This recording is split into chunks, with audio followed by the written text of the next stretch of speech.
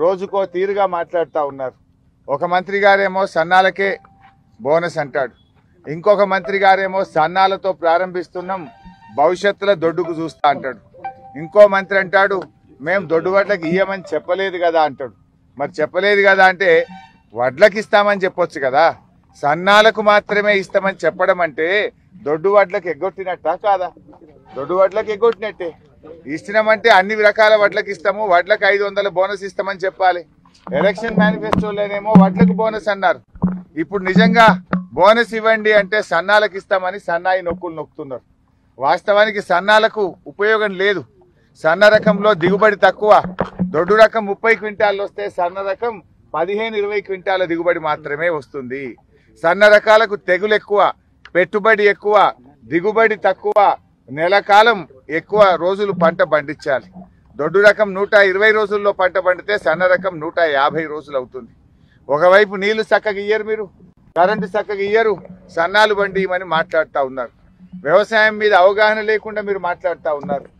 జై శ్రీరామ్ లాంటి సన్న రకం పండిస్తే 3000 రూపాయలకు తడిచిన వడ్లు పచ్చి వడ్లే కళ్ళాలలో కొనుక్కపోతున్నారు మిల్లర్లు. మరి నువ్వు బోనస్ ఇచ్చేది ఏంది? నువ్వు ఇచ్చేది 2200, 500 కలిపితే 2700 ఇస్తావు, కానీ బయటనే 3000కి పోతున్నాయి. కానీ సన్నాలకి ఏంటంటే సగానికి సగం పంట తక్కువ పండుతుంది.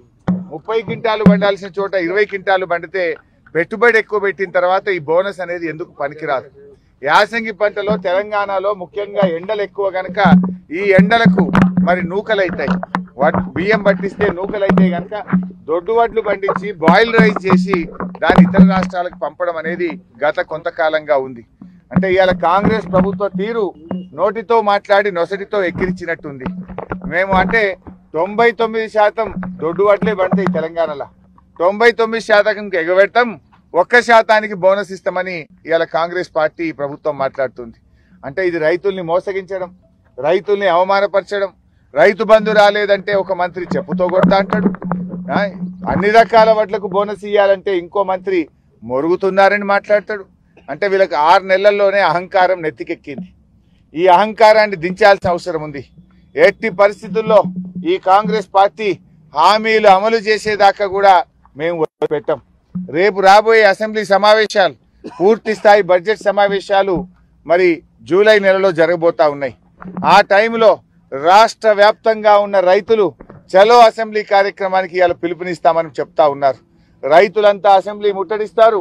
అసెంబ్లీలో ఈ ప్రభుత్వం సంగతి తేలుస్తాం.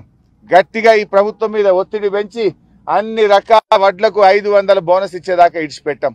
ఈ జూన్ నెలలో ఇచ్చిన మాట ప్రకారంగా రైతులకు 7500 రూపాయల రైతు భరోసా కూడా ఇవ్వాలని డిమాండ్ చేస్తా ఉన్నాం.